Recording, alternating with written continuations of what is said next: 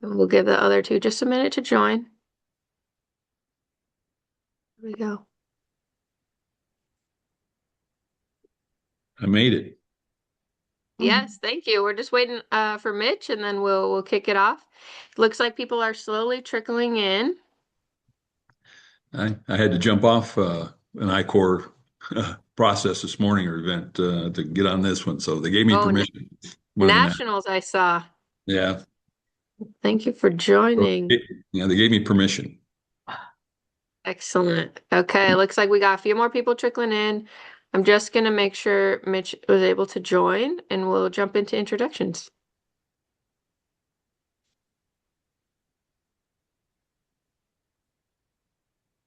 Here we go. Perfect. Great. Well, we have a good handful of participants who have joined. I'm sure a few more will trickle in. But thank you everyone for joining kind of our next panel in our series of the I-Corps Effect. Today's panel is featuring mentors who have been a part of the Great Plains Hub. We really want to share their experiences and also have more mentors join our network. So best way for someone to kind of get a taste of it is to hear from other people. And so we're going to go ahead and kick off with intros. Annalie, I'll have you start just because you're at the top of my screen. If you just kind of want to intro yourself, who you are, what you do. Sure, great. Thanks, Brenna. Hi, everybody. I'm Annalie Nordstrom, and I'm actually the Osmond Chair of Entrepreneurship at NDSU, and I run the Center for Entrepreneurship and Family Business. And yeah, I've been involved in I-Corps now for, well, since the start, actually. I helped to write the grant that actually brought Great Plains Hub into existence, and then worked on a number of research projects. And I've mentored at the regional level and also at the national level. Awesome. Thank you. Brad and Barb, you guys want to intro yourselves? Sure, I'm Ron Utek. This is my business partner, Barb Haber. We have a consulting company, Sodac Solutions. We've been running that for about 3 years now. Prior to that, I was an academic for 24 years before leaving academics to go full-time with one of the companies we founded. Over the years, we have run a series of small companies, all focused on bringing a technology through to commercialization. We brought that technology through all the way from a new chemical entity to the first in man clinical trials, and then licensed that out. Worked in another small company for a while and became involved with I-Corps only a few years ago after we started the consultancy. Did I miss anything, Barb? Nope, I think you pretty much got it covered. Awesome. Thank you. Jim? Yeah, my background, or like say what I'm doing now, is been volunteering down at the School of Mines, trying to help bring technology from what they're doing into actually fruition as far as commercial applications for it. I previously, before retiring, I was with ExxonMobil, going around the world doing capital projects. When I retired, I back to Rapid City. I got involved at the school, got involved in three different angel fund groups that we've worked with to try and again help fund companies if we think there is a viable opportunity. And I've been involved in, I guess, three I-Corps sessions, regional ones, and I find it a very useful tool to help them actually really focus. And a lot of times it's just really understanding, is there technology something that somebody wants to actually pay money for and go through. So I think this is very, very useful. And like I say, I'm in a national one right now with another technology from the school, and I think there's a couple more that we're going to probably do this with from school technology. So Awesome. Thank you, Jim. Mitch? Hi, everybody. I'm Mitch Nightingale, School of Mines grad, currently the CEO of Cellfield Technologies, which spawned out of the School of Mines and has been through a regional and national I-Corps cohort. I've also mentored a handful of teams that have went through the program and went the instructor route with I-Corps for a little bit and decided I like the mentor route a little better. Um, and yeah, now I also teach innovation entrepreneurship at School of Mines and Black Hills State University.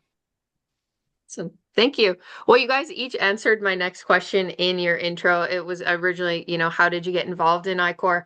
I think from here, let's just kind of make it conversational. These next questions are for anyone to answer. If you feel like you have input, feel free to jump in. But for people on the call who maybe aren't familiar with our program, or maybe you are just a little bit, the emphasis in our program is customer discovery. And so throughout the 5-week regional cohorts, teams are going out and doing a minimum of 20 customer interviews, really finding out the problems that their potential customers are facing. They're going to collect strong qualitative data to show, is there a need for my product? Is it viable? Am I headed in the right direction? Do I need to pivot? And so kind of my first question to the panelists is, what value do you guys find in the customer discovery process? I guess I'll go ahead and jump in. A lot of academics will go and they will have a beautiful idea, but one that doesn't get a lot of traction commercially. And way back when, they always said you build a better mousetrap and people will beat a path to your door. Well, no, you can build the perfect mousetrap, but unless you really understand what your customers want, they're not catching mice or catching rats or whatever it might be, you are just going to be sitting there with yourself. This is a program that with our companies, I wished we had had the advantage of doing, but we actually did most of what we're encouraging our entrepreneurs to do. We went out, we looked at physicians, we assembled panels that would look at kind of what the needs were and how we would fit into workflow. We had a strong legal team that we worked with, IP business, to make sure that we had a strong multi-decade patent strategy and not just a smattering of patents, really looking at how those would be taken in by the industry. And we were unique, I think, in doing that when I was an academic. But really, the iCore pushes that hard, and I think it really is to the advantage of faculty members and anyone else that is involved. Yeah, that's very true. I mean, the fact that a lot of the researchers are doing research because they, think it will work, but they haven't really tested it out in the market to really see who's actually interested in what they're building and will they pay money for it. So, and I, like I say, been participating in several of these. A lot of it is just eye-opening for them to go through and start, asking or talking to actual people that are maybe interested in this to know, what it is their problem is. That are they fixing the right problem? That they can pivot and move to something that may be a benefit. But like I say, until they really get out there and start talking to people that they think are potential customers and really proving that they are and willing to pay money, is kind of what you kind of get out of this process for them. So I think it's pretty eye-opening, especially for researchers that haven't had experience out in the industry. So.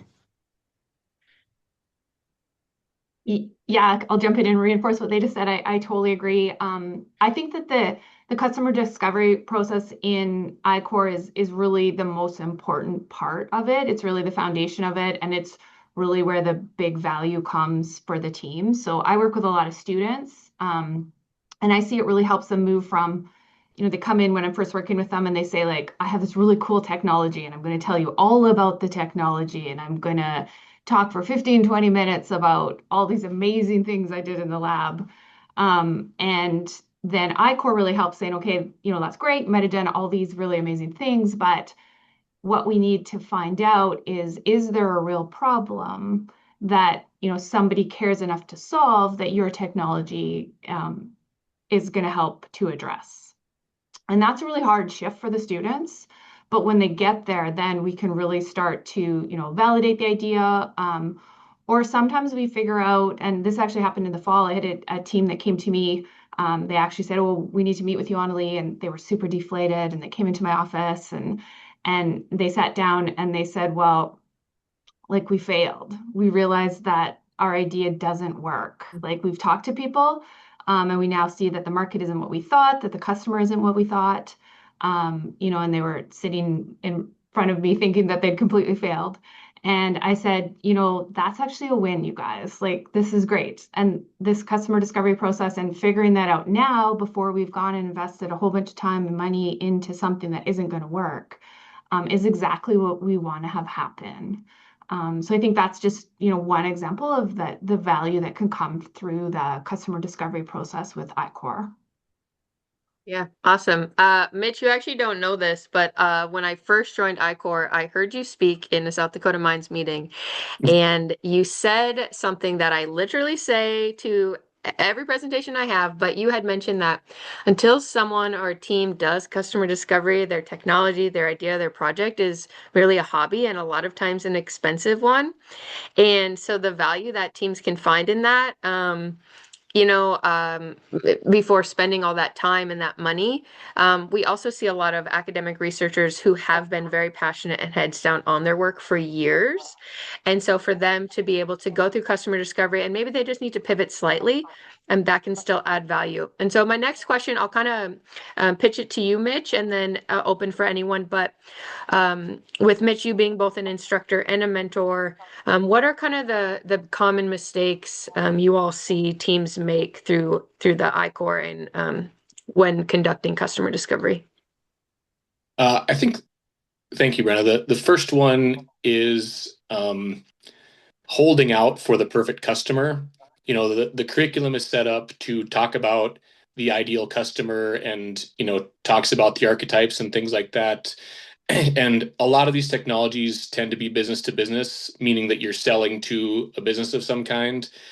And so, they'll, and I did this myself, you'll immediately make a list of, VP of Moderna or VP of Caterpillar or whatever it is, right? Like, okay, that's my customer. And you start sending these cold LinkedIn messages to that person that brought up, right?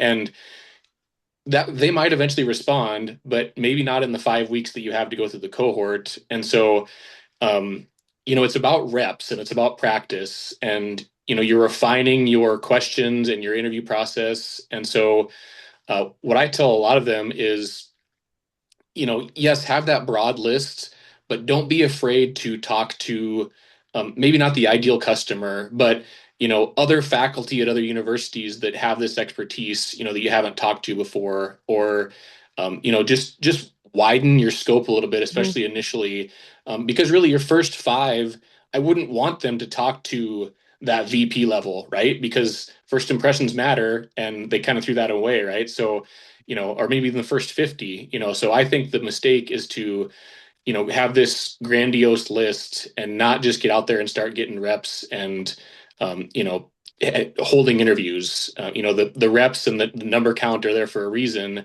And so, talk to people, whoever they are, somewhere in the industry, somewhere in the niche, a little bit. Yeah, thank you. Just to build on that is, again, what I've seen is a lot of companies or researchers come in with, this product can do a lot of different things, and again, they have that large group of target customers, but this process really helps them focus, and that's one of the things I keep stressing to the teams I work with is you got to kind of bore down through that repetition process to find who is somebody that's actually going to pay for this thing. One thing is to find companies that have the problem you're trying to solve, but the other is, how are you going to solve that for them? Where do you fit into that? And in one case is, the end user, the beneficiary of your technology may not be your actual customer that's going to pay for it. They have the problem, but who's going to help them solve it? Do you have to go upstream to find the right fit for whatever it is you're doing, and where you can actually get somebody that will pay for it? Great. So this kind of segues into my next question. There are two questions, but they kind of go in together. One word that we hear a lot in iQor is pivot. So teams come in and they think they're headed in this direction. They form these hypotheses and they think, okay, this is the answers, the responses I'm going to get. And then they hear something different. And we see teams who, again, have maybe been working on this for many, many years. Maybe it's a new thing, but they're passionate about what they're doing. How do you guys as mentors kind of let them learn on their own while also guiding them and maybe helping them be more open-minded to a pivot? Well, I think if they're going to have the ability to pivot, this kind of tags on to what Jim was saying in the last question. They really have to know what they have and what they're trying to sell. Yep. It's a little bit difficult for most people to go and ask questions without getting into the sales mode. But on the flip side of that, unless they know exactly what they have in their pocket, it's difficult for them to ask the correct questions. So there, I would really say, if you're a medical product, you have instructions for use. Do you have a target clinical, you know, clinical whatever word escapes me, that you're going after? If you have a widget, who's going to buy it? What does the sales brochure look like? When you get there, then you can take the answers to your questions, you can apply it and determine if you need to pivot. If it's kind of a nebulous product you have, you don't know if you need to pivot or if you're on target. Mhm. Well, and one of the things too with being able to pivot is as they're going through this process, they might realize that, okay, they came in and they thought that they had this really cool idea, and it is a really cool idea, but it only addresses part of the question.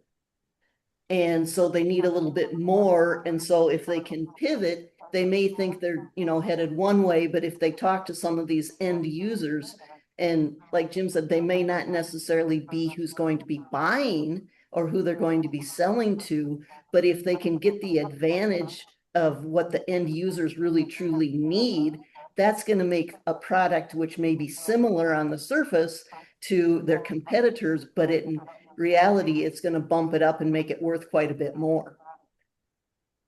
I think as well, if you're not willing to pivot, then there's no point in going through the customer discovery process, right? I mean, the demand signal shows, your question was, if the evidence clearly points in a new direction, particularly for engineers, I struggle with this every day. A lot of times you can be right or you can be effective. And if you want to be right and just, keep on your same route, well, then enjoy your hobby, or as we might call it, a research project in the academic world, right? But if everything says to shift a little bit, it might not be a full right turn or 180. But if you're not willing to pivot, then there's really no point in even talking to customers because, you've decided that you are right and it doesn't matter. This question, we're kind of gonna go back around to everybody. In your intros, you kind of talked about how you got, involved with I-Corps, but can you each share kind of how your experience, whether that's in academia or industry or both, kind of shapes your experience as a mentor for like what you bring to your teams? And I'll maybe start with you, Annalie. Sure. Yeah. So my background is academia, and I teach actually entrepreneurship classes. So that I think is helpful because a lot of what I teach in my entrepreneurship class is sort of covered in I-Corps. So I kind of have that background. I also do research in entrepreneurship, so that kind of I think influences a bit how I mentor teams too. I'm interested in like decision making and uncertainty, for example. So sometimes with my teams, I'll throw a few like little research questions based off whatever it is that I'm studying at the moment. I like to ask students questions or the teams I'm mentoring, about the assumptions that they're making. I think is important. So I work a lot with academic teams too.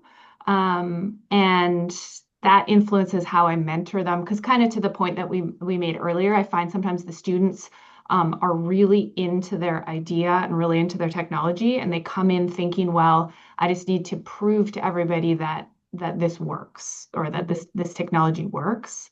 And so, it's kind of changing that mindset and showing them that, it's not proving that your science works. It's proving that you have somebody that'll use it, someone that'll pay for it. And that's a really different shift for the students and the teams that I work with. Thank you. Jim, would you like to go next? Sure, I can. As I mentioned, my background was working for ExxonMobil, and they had a system of stage gate processes, which kind of takes a big problem and breaks it down into stages. And you look at each stage and what I need to do for this work to de-risk, the project and get it to where it is, something that will get passed through, the screening process before you go and spend a lot of money in detailed design and engineering and construction to build a project. So it's something that applies very well to business startups too. And like I say, once I retired, I was kind of looking and working with the school as far as what technology are they developing, as well as a lot of startups that were kind of going through that. And Mitch, like you say, I've run into some of these that, the professor is just dead set on his solution and doesn't really want to get down and dig in and analyze where it can best be applied. But just helping them try to form a logical process to go through and look at their idea and break it down so that when they go and ask for money, that they have, how they're going to spend that money to help de-risk what their technology is doing and, do that. And if it works, then they can go and ask for more money to go to the next stage that really then kind of gets into the potential launch or how you're going to build the product to be something that can be commercially sold. So. Awesome. Ron? After having been in academics for 24 years, building companies during that time, I think one of the things that I know people that are involved in I-Corps really struggle with is that new paradigm of moving out of the university system where things are relatively well defined. You teach your classes, you do your research, you interact with students, and it's all pretty much just boilerplate, into an entrepreneurial situation where everything is open, rather than a fixed amount of money. You have as much money as you can, have hustle to generate. It opens up a different way of looking at the universe. And I think one of the things that I try to help the people we are working with, is making that transition from the university, from being a faculty member to being an entrepreneur, and how that may balance out. Sometimes they have to make difficult decisions. Um, and that's just part of the process. And, it's to grow. I had the benefit of working with the lawyer from the Board of Regents in South Dakota all the time when I was developing our companies. And he said, told me, Ron, at some point in time, you're just going to have to decide, are you going to be a business person? Or are you going to be an academic? And, he was very good in talking to him, because it wasn't something that was bad to change. It's just something you had to manage. Awesome. Thank you. Mitch? Yeah, I think, right now, I'm actively in a startup that's trying to go through this stuff. And, so we're 5 minutes further along than these I-Corps teams in some cases. And so, I directly talk to them about the mistakes that we're making or the success we're having. And, Jim has been a formal and informal mentor of mine and our company, over the years. And, one of the things I've seen is him interact is, you got to be coachable. If you're deemed uncoachable by your ecosystem or your industry, kind of a kiss of death, right? And it goes back to, do you want to be right or effective? And so I spend, a lot of my time talking about the kind of attitude and how they're approaching it, because there's a lot of things that can be taught and, you can figure out those things, but if you're not willing to be coachable, then none of it matters. Yeah. Great points, everybody. Brenna, can I just throw in yes. one Yes. thing to just add to that? I was just going to say, because I know that this panel is potential mentors. And so one thing I was thinking about as we were all answering is if you haven't taught entrepreneurship, if you don't, haven't started up a whole bunch of companies, if you don't have a lot of that expertise, I still totally think that you could make a great mentor. And so I just wanted to make sure that we didn't make everybody think that, oh, you have to have all of this expertise. I think it actually could make you a better mentor, especially even on the regional I-Corps program, because it's really just about helping them think about their idea and, what questions are they asking. Don't feel like you need to have a whole bunch of expertise or really even understand their technologies or anything like that. So I just felt like I should throw that extra point in there. Yes, no, that's actually great. And because you said that, I'm going to kind of switch the order of my questions here a little bit. For anyone who is listening, and again, maybe they're just unfamiliar with iCore, and they're thinking, do I have to have all the experience? How much like teaching am I doing? Let's just talk a little bit about the makeup of the team. So typically, again, for people who are unfamiliar, our team makeup is usually a three-piece team. Number one being the entrepreneurial lead. We see this as kind of the person on the team is going to do the heavy lifting. So a lot of times they're the student, grad student, PhD, postdoc. We see undergrad. We also have community teams, so just local entrepreneurs, anyone with an idea. But they're the ones who are going to be conducting the interviews, doing the presentations in class, really shouldering the work and being kind of the face for the team. And then we have a technical lead. A lot of times we see this as a faculty member or an advisor, someone who is very familiar with the tech. It might even be like a CTO, a partner that they have in that work. Again, someone very familiar in the technology who can come alongside. And then we have our industry mentor, and typically they're a third party. They sometimes, a lot of times, are familiar with the team. Sometimes they don't know them, and we match make them a little bit. But they're there to offer, industry and entrepreneur experience. Really, any just professional experience that they have to come alongside and challenge a team. A lot of times it's really nice if someone is a little less familiar. They sometimes think of questions that maybe the people who are really in the deep don't think of. And so that's kind of the 3 points of the team. Sometimes we see more than one entrepreneurial lead. We do have people come through at just a one-person team, but we love, love, love to have that mentor aspect. And so for someone who's like, oh, I might be interested, what does the time commitment look like? Can you each share, and just regional iCore, because we know that nationals is a whole other commitment, but for regional iCore, can you guys just share kind of what someone could expect for time commitment typically?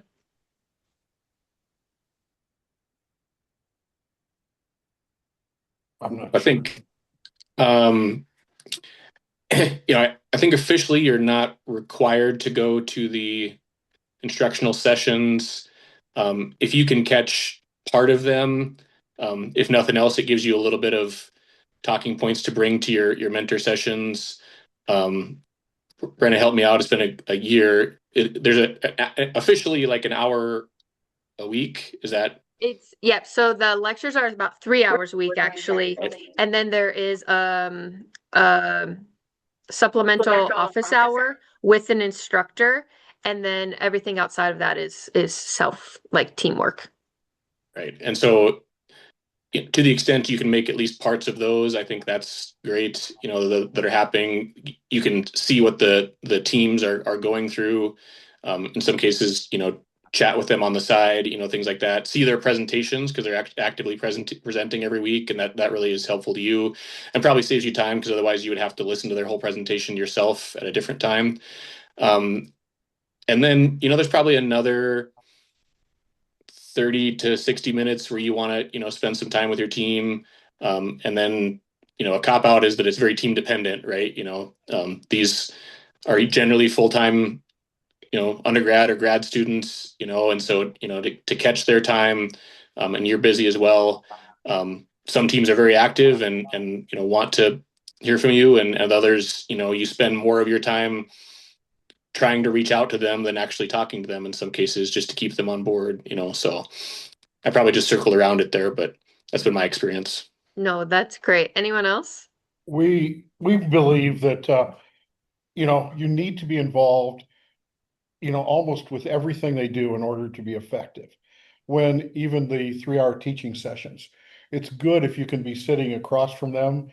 I know that's not always possible, but really to have a side conversation of saying, this is how it applies to your product. This should hit home tremendously. And at first, they may not understand that. And it would completely go by them unless you are there. So I think it's a substantive time commitment, but in order to be an effective mentor, I think that's what we have found. Doing it locally is great. Doing it remotely, that really depends on the team and how much they want to interact. Yeah, you have to engage with your team to really understand what they're trying to do and do it up front and try and, you know, kind of think through it yourself. I do a lot of, like I say, brainstorming with the different teams I work with to really just go through and have them talk through their idea and where it applies and ask questions about it to get understanding of it. Yeah, since I've been through three regional I-Corps, I don't typically try to set in other than just to make sure my team is there and looking at hearing what's going on. But then like I say, working with them as you go forward, when they're actually out there searching, I usually try to sit in on a few of their cold calls or interviews just to really see how well they handle that. Because that's one of the keys is just really preparing for a call before you get on it. So you have a good understanding of what you're trying to seek for information from, or your interviewees. And you need to commit and spend time with them. And like I say, I had to get permission to drop off the National I-Corps to participate in this one. So that is much more intensive, and you're expected to be there on every single day of the event, and it is a much bigger time commitment than the regional. And the regional is got the same steps to it. Just a matter of how you can help the team truly understand their product and get back to who's their real customer and is it somebody that's going to pay for it. So those are the things where you kind of need to get involved and you need to follow up with them in terms of what they're finding out in their interviews and like I say, help them get organized to start that. But it's not full time. I mean, it's a much simpler process than the national, but the national's kind of very eye-opening how they do it. So much more strict. Mhm. Yeah, Um, I go can ahead. Yep. hop in at the end if you want, Brenna. I think everybody kind of covered your question, but I would say, yeah, I mean, in my opinion, the time commitment is really manageable. And then the only other point I would make is that I personally I think it's fun too. Like it's not Yeah. sort of the like time where like, oh, I have to go do my safety training or whatever it is, right? It's like, oh, this is kind of fun. I get to hear from the team. I get to I might review their interviews with them, help them sort of, but like it's fun time spent with them. It's kind of neat when they have breakthroughs, when they learn something, it's exciting. So I wouldn't, if you're considering being a mentor, I wouldn't be super scared of the time commitment. And I would say that I would think you're going to find it pretty fun. Yes, thank you. Yeah, mentor roles, they're volunteer. And so we understand that our mentors have full-time jobs outside of that. And so if you're maybe a first-time mentor, we very much highly recommend that you attend the full lectures.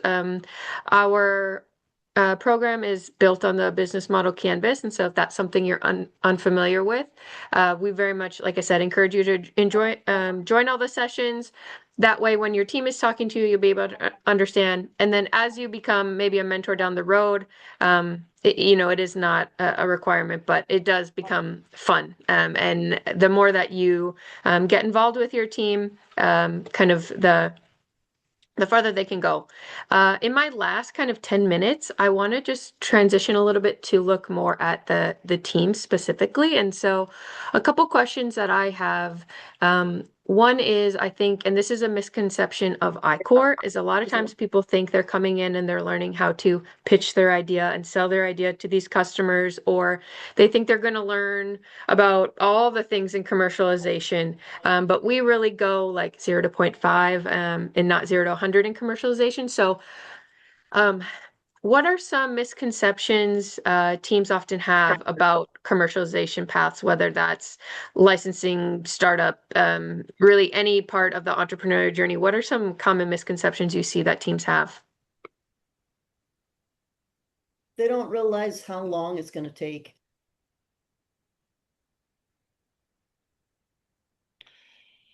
Yeah, I think as they're looking, and you brought up licensees specifically, I think in selling their product, the I-Corps does a very good job of saying, okay, you have to find your customer, you have to find who's going to use it, who's going to benefit, and who's going to pay for it. All kind of the whole ecosystem. And they do a good job there. The part that I think kind of falls by the wayside is actually preparing your program for a sale. Because as a entrepreneur, usually if you want to divest your IP, and the people we work with, most of them don't want to go into manufacturing, sales, distributions. They want to sell their IP or they want to sell the program. Is how good of a fit is your program to who's going to buy it from you, your customer, not the customer for the product. And have you prepared for that? And that's where I think people, really don't understand the timeline, especially there, what they have to put into it to get to that point. Mhm.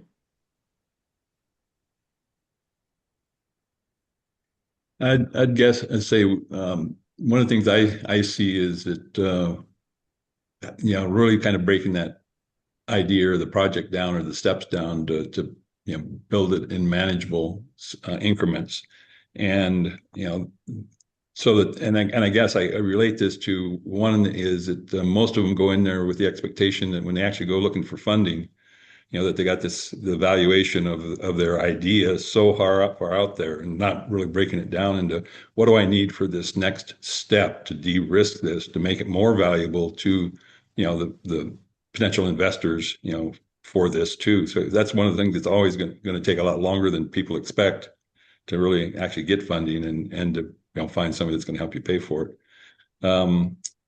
So, just be realistic and really look at what you need for the next step. Don't go out and try to hustle as much money as you can get, because if you spend all that money, you're not going to get another dime, and plus you get your valuation too high. So, work on with your mentors or whatever to try and, make it realistic. What do you need to get through this next stage that's going to de-risk it and increase the value of my product for the next step to when I'm working towards commercialization?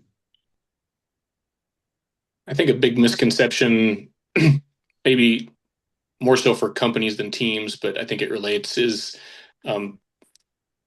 we had to really, I guess, pivot and make sure we're focused on the customer, right? Because you can too easily start writing your business plan towards your SBIR application or your investor pitch deck or something like that, right? And if you're not focused on, like, the best investor you can have is a paying customer, right? The best grant you can get is a paying customer. And so I think a big misconception, maybe from Shark Tank and other Silicon Valley HBO series and things like that, is, you go and you pitch, and someone's going to give you $100,000 and 5% of your company or something like that, right? And that's so hard, just so hard to, I mean, it's not that it's not part of the process, but yeah, I think a misconception there is to stay focused on the demand and continue to solve someone's problem. Yeah, awesome. One thing that we are working on this year as a hub, but I think a lot of people maybe have a question for if there's people joining who are a team member. But teams go through this 5 weeks and they collect this qualitative data, and we see teams kind of in all phases. Some are in early ideation, some have an MVP, some are in years of research in academia, and it's kind of what am I doing after? What do I do after this program? Do I just do my customer discovery and drop off? Can you guys share maybe your specific teams? Like, what are some pathways that they took after I-Corps, or maybe what are valuable next steps that teams can take after completing a cohort? Don't stop. I mean, like, customer discovery shouldn't end because you got to your 20 and got your stipend or something. Like, and in most cases, it feels like you're just starting to kind of get momentum, and you're starting to get referrals to actual, more valuable customer discovery and things like that. And I think the biggest thing is that's should be ongoing for the life of your idea. Is just keep doing that for sure. Well, it's learning from the I-Corps session. What were the lessons learned from doing that process that they need to kind of look at and say, well, is this still a viable product? Do I have a pivot? Don't keep at it if it's, not something that's really going to get them to, a paying customer. But, again, really look at that hard pivot. If they have something that really is marketable and valuable in industry, like Mitch said, keep at it, but learn from the process. Where do I go next? If it's showing me problems with my product, is there some way to pivot and look for a better fit of what I'm doing and that would be more commercial? So learn from the process. Yeah, good point, Jim. So I'll caveat: don't stop if you still have signal that you should keep going, but definitely stop if you've been shown that it's time to go somewhere else. Yep. I think it's a really good question, Brenna, and I think it's one that we don't actually have as good of an answer to as we should. And I'm sort of speaking more like locally for the Fargo, North Dakota area. So I do actually think we have a gap. I think we have a gap from them coming out of I-Corps, and then where do they go? Because there's still sort of a big gap between where they've got to there and before, at least in my experience with my teams, before they're ready to go get funding. They think they're going to just go get funding, but they're not. So, I mean, I guess sort of to answer your question, I send my teams to Generator. So a number of them have then moved on to go through the G-Beta program. I think that's probably the closest like next step locally. I think there might be somebody listening from Endeavor. I think now Endeavor might help sort of to maybe be that sort of next step for some of them.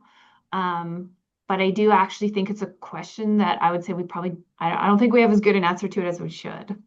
Sure. And that's too why I asked, because it's a gap that we've noticed. We see these teams come through and they gain all this, experience, but also data. And then it's like, well, what's next? Thanks so much for going to our cohort, and it drops off, and we don't want them to drop off. And because our hub operates in now 7 states and 12 universities, we're trying to build out these ecosystems of where can teams go within their state. And some really aren't, ready to jump into a pitch. But yeah, we're looking for one thing that our hub is doing, to help mentors and teams is build out this network of accelerators, or some are just looking for further mentoring. Really any connections we can that will give them bite-sized, tangible next steps to kind of continue on. And so I asked the question knowing that, it's a little bit of a gray area. Ron, did you have any input on the question? I would just second that after I-Corps, we've seen a lot of teams that just kind of evaporate because they don't have that, expertise, or where are they going to go to even decide what they should do next. Yes, they're supposed to pivot, but then what's it look like? As a student, I'm done with my senior design project, so what do I do? As a faculty member, well, I'm graduating those people, what do I do? And maybe there's just not even an understanding of, you have to have what the industry calls your CMC section, chemical manufacturing controls, under control before you can talk to a potential partner. And they just don't know where to have those questions answered. Yeah. And I guess one thing I might throw in here, again, I said try and learn from your regional I-Corps, but one of the obvious ones, and I've seen several companies do this, is go to the national. I'm participating with one right now who went through the regional and is in the national. To again, if you've defined better, in the regional what's required, the national gives you just a broader exposure, and they give you 50,000. Actually, it's only 40,000 because there's a platform group takes 10,000 off the top. But anyway, so that is an obvious route. Is if you go out and learn from what you did in the regional, and you feel you have pivoted, you found a better seek. Go explore that at the national, and it is much more intense, and it does gives you money to actually go out and visit trade shows and talk to 100 customers minimum, but it is a way to try and move it forward, just refine that process. And if you're not really, if you haven't really kind of just have a real winner coming out of the regional, and are ready to go out and ask for money, like you say, go look for those other options and explore further, and try and refine your product and make sure you are targeting the right customer, and then go for it. Awesome. And I appreciate you guys' candor because, and like I said, I wanted to ask the question because we also recognize the kind of the gap. And so we're working on a new initiative called Tech Scouts. And so after a team completes their 20 interviews, they get to have a meeting with a Tech Scout where we're working to be much more strategic in how we kind of position teams into their next step. And so I appreciate your guys' responses. I will open it to the audience if they have questions in your panel. There is an area for any questions. As you guys are thinking of them, Paula, are there actually any questions right now? I'm looking in the chat here. Let's see, Q&A. Okay, so no questions now. I'll give you guys a minute or two if anyone does want to submit a question. I do just want to talk about kind of our upcoming cohorts. And so our hub, as I mentioned, we operate in 7 states and 12 universities, that being North Dakota, South Dakota, Montana, Wyoming, Nebraska, Kansas, and we just added Missouri. And so because we cover a large region, our cohorts are virtual. And so if teams in Montana want to partake in an NDSU cohort, they can. If Montana team wants to partake in a SCSU, they absolutely can. You can go across. We run close to 30 cohorts throughout the year. They run basically fall, winter, spring, summer. We do have one coming up in May that is open. We've just added. And so if teams are looking to join, there is one happening in May. That is a general cohort. We are running kind of a new cohort this year that is called Ag 45. So it is going to be specifically for teams in agriculture, whether that's row crops, specialty crops, or livestock, ag technology, what have you. It's going to run a little bit longer. It's going to have more customer interviews as a minimum, so 45, and then it will have specific programming towards agriculture. And so more to come from that. That is just a little teaser on that. So if anyone knows teams who fall into agriculture and would want to join, just know that will be coming here in August. And so you can find all of our cohorts on our website under events. If you do have interest in becoming a mentor, I will be sending out an email following this call. You can just respond to me, and we would love to get you connected. People are always welcome to audit one of our cohorts. So if you just want to listen in to one of the sessions to see what it's about, we're more than happy to help you. You can just be cameras off, on mute, and just listen in. And so I want to thank our panelists for joining. I'm checking here. We didn't have any questions, but that's okay. Do you guys have any kind of final thoughts, any things you want to leave for the group? I would just say I think mentoring it's a great experience, and like I kind of mentioned before, I think it's really fun. So I would highly encourage you guys to get involved. Yeah, I agree, Annalie. You've done a good job of reminding us that the audience today is potential mentors and not teams, because I think I kept going that way. But yeah, I 100% agree that it's been very valuable for me in my own learning to be a mentor. And it's I always reflect that I wasn't this way as a college junior, and so it gives me hope in the future of our world that there are ambitious undergrad and grad students out there when I had different priorities at that time in my life. So. And I just want to reinforce something that was said earlier. If you're considering being a mentor, don't worry that you don't know enough about what specific project they're doing. Because a lot of times I find the people who have the most valuable questions are the ones who know the least about the particular project, because they're able to bring it down to a a more common level. And so it really makes your scientific people think a little bit more because they're used to working at such a different level. I think I found that beneficial in a lot of different things. Yeah, and I guess from my standpoint, I started this path, back when I retired from Exxon and moved back here, and I wanted to get involved at the school to try and, help commercialize technology coming out of the school. So I'm probably uh, uh, not as committed on my personal time than some of you are that have got a full-time job. My job has kind of evolved into coaching and helping the kids and the students, and I, like I say, I enjoy it too. It's been very rewarding for me to spend time and work with the kids. I call them kids.